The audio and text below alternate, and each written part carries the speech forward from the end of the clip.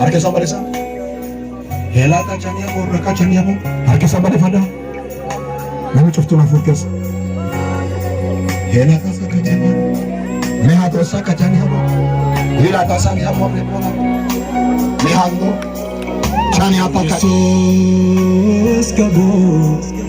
Malif yata. Aduh gufta kabo. Malif yata. Aduh Yesus kabo. Malif yata.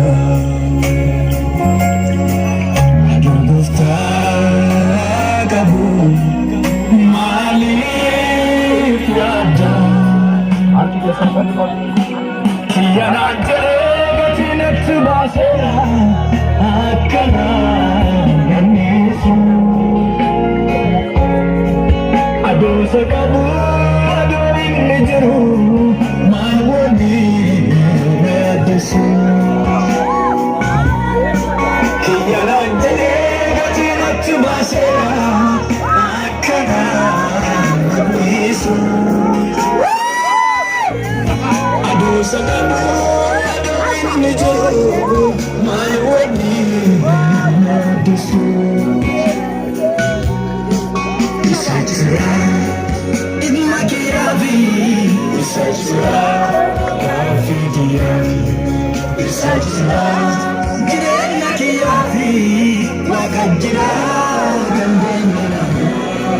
Bisa cerah in makiavi, bisa cerah kafi dia, bisa cerah gede makiavi, bisa cerah gandena.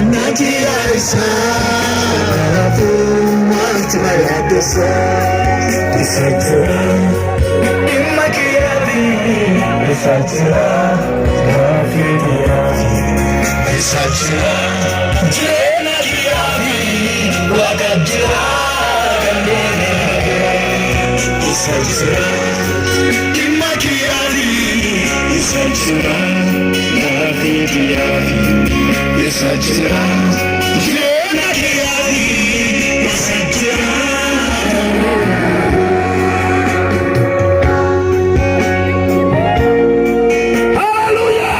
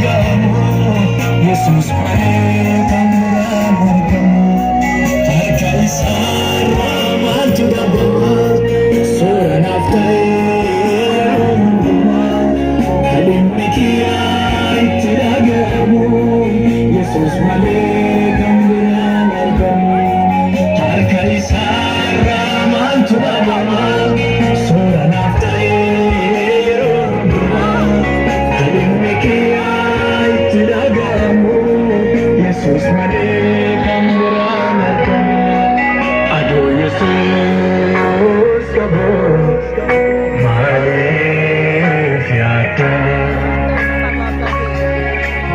ado Goofta kabo maaf yata ado Yesus kabo